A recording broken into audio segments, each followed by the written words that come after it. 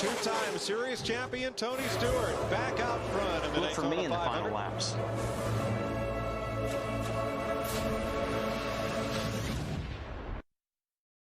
Uh-oh, there goes Tony. Oh, my goodness.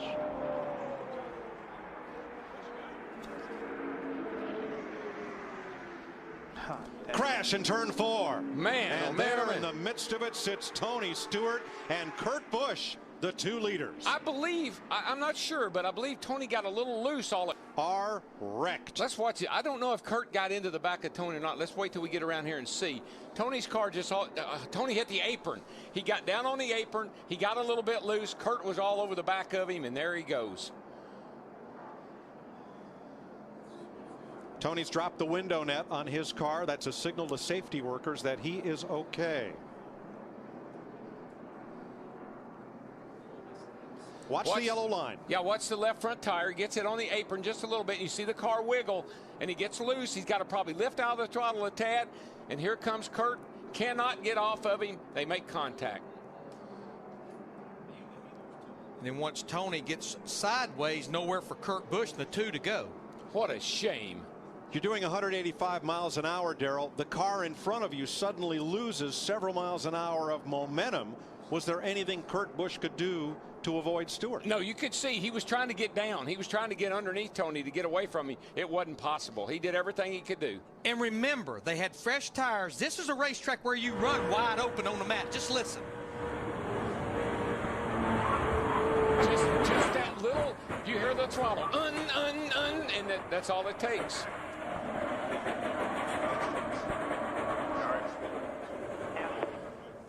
With 27 laps to go. And look at that 99 car, Carl Edwards to the inside. Remember, he had to restart after the last caution at the tail end of this field. There he is up in the top 5. Yeah, he shuffled the Mark out, got a nose under him. Mark gave him some room, and there they go. There's Jimmy Johnson, the 48 car. Here we go. Tony Raines with him, Denny Hamlin. That was inevitable. It had to happen. You can't be this late in the race, be bunched up like that, and not have trouble. Holy cow, did you see that shot? Snapped his head around. Thank goodness for those big ones. Happen sooner or later. Watch 66 in the middle. Nope, it's in front of him. It's Johnson. 48 car just lost it. Gosh. Right. I mean, right in the middle of the straightaway. I mean, it's almost like a tire went down or something, because a car, to make a move like that, either something broke, a tire went down, because the car doesn't move like that on the straightaway. 11 car going by there, Denny Hamlin. He got damage, as we saw. Oh, there he starts way back up in there. He gets loose coming off. That's got to be a flat tire. Man, he hit that outside wall a ton. And just nowhere for all these guys to go. There you see, they just started stacking up on the inside. And where Johnson hit the wall was after where the safer barrier in turn 2 ends. So he hit the concrete and bounced right out into traffic. Let's ride with Jimmy.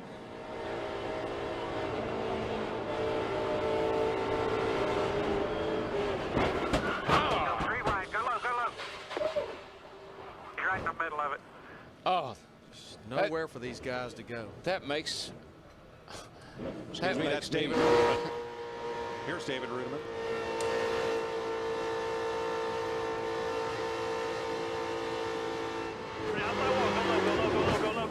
Go. Wish I could. Yep. First replay was from Tony Raines' car. Now let's ride in the low Chevy.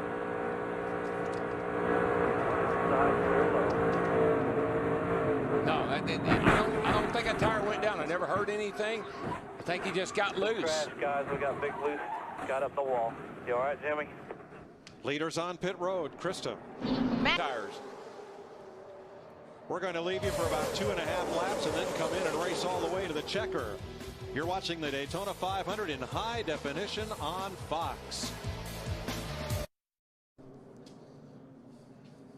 Fourth caution of the day in the Daytona 500. Check that. Fifth caution of the afternoon. Our computer scoring a little latent there.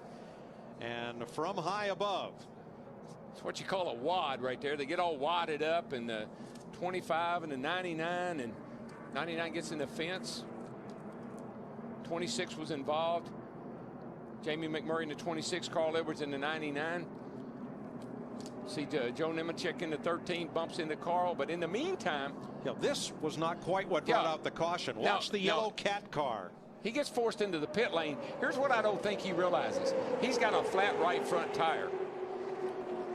150 miles an hour. Blaney is trying to scrub off speed. And just nowhere for Ken Schrader, the 21 car, to go. Or Boyer in the 07. Look at the dent on the front of Stremmy's car there, the silver car. Tire smoke from the 17. Nobody's going to lift now. There's just 4.5 laps to go in the Daytona 500. What do you think? Oh, there's a car in trouble. Jamie McMurray, the 26 car, bounces off the outside wall. And around they go. Ricky Rudd, the 88 car. Caution will be out. Dale Earnhardt Jr. And remember, when the caution comes out, at the moment of caution, the field is frozen. I think. Watch the right side of your screen. McMurray up high. I think he may have got a little shove from behind. I'm not sure. It looked like that's Kenseth in the 17. And they just started stacking up from there. Yeah, the 88 car looked like Rudd just kind of ran in the back of the 26 of McMurray, and boy, from there on, it was on. I think Rudd had a car to the outside, Darrell. Probably not much he could do. Probably couldn't. The Goodyear blimp will probably show us our best angle of how this unfolded. Now watch McMurray on the left of your screen in the high groove, the purple car.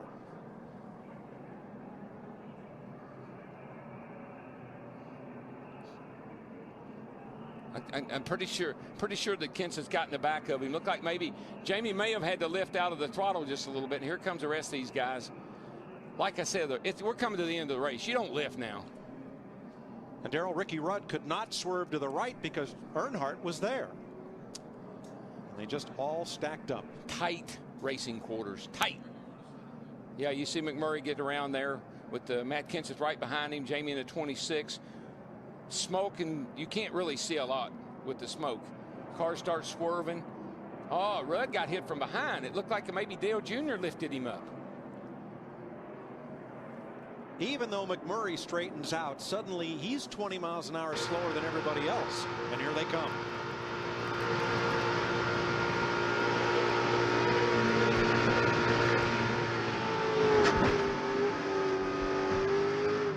All you can do is drive and hope that a hole opens up.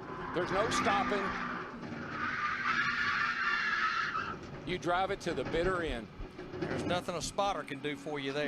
No, you just got to drive through it. Ricky Rudd's view. Now let's the hit he gets from behind.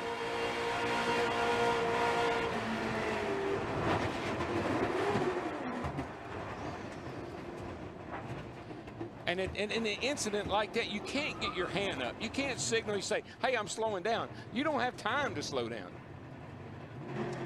And Ricky Rudd's 29th try to win the 500 is over. And that's just how fast it happens right there. You got a car down on the inside, the 40 car.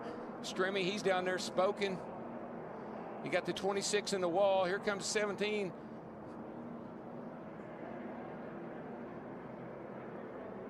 Wow, it just all started stacking up. He did. You know, Jamie McMurray had a car probably good enough to win this race a year ago and almost had the very same thing happen in the exact spot a year ago. When the green flag waves, the race is on. If the caution waves, it's over. If they complete the 2 laps, it's over. Martin, Busch, Biffle, Gilliland, Sadler, green flag. I don't believe he can wait very long, Larry. I believe if you're going to make the move, you got to make it quick. I don't think he can wait too long. If they're going to get him, they need to jump to the outside right away. Watch your bottom there.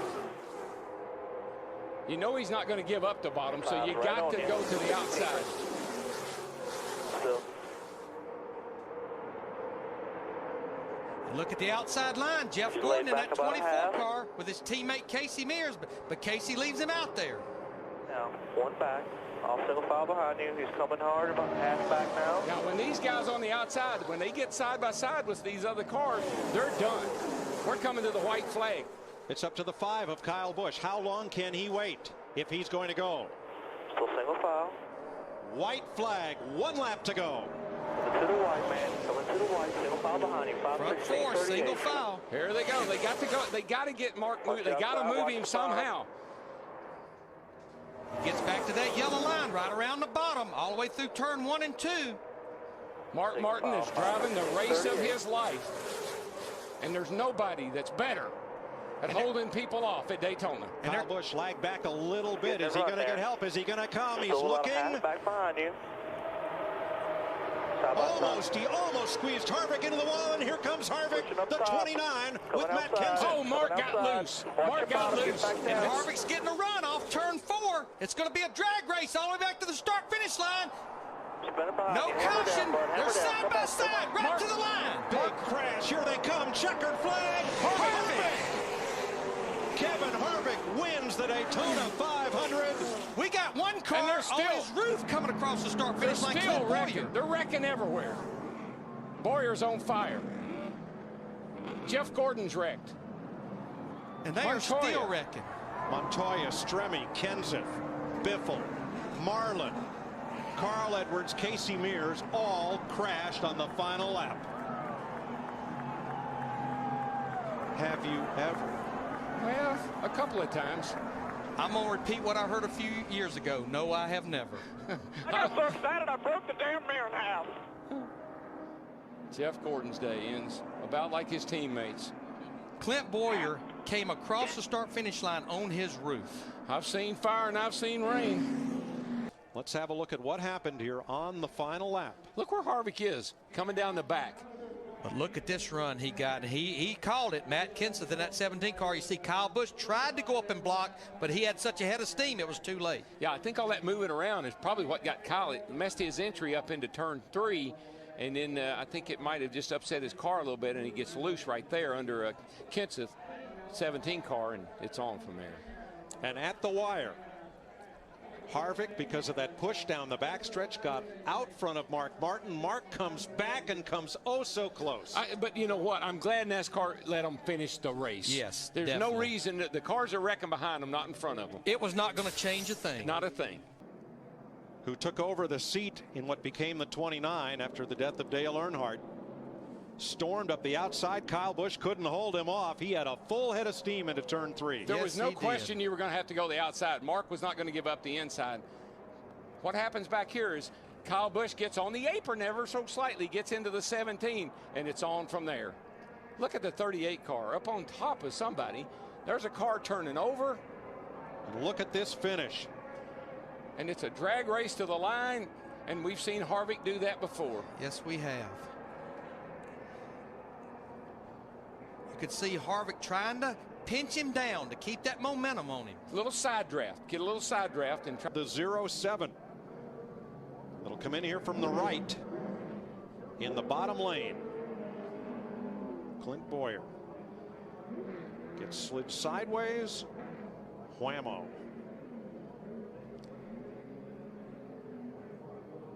And he'll cross the start-finish line unofficially upside down in the 18th position. On fire. I mean, that's Joey Chitwood couldn't do that.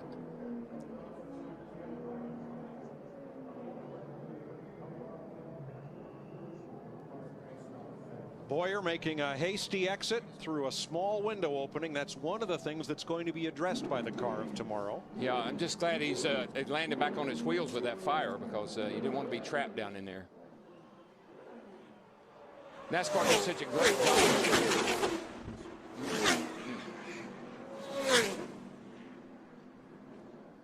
Goodness. That's terrifying.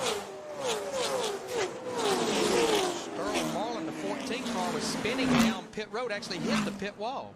Until now, 1976 and 79 were the wildest Daytona 500 finishes ever.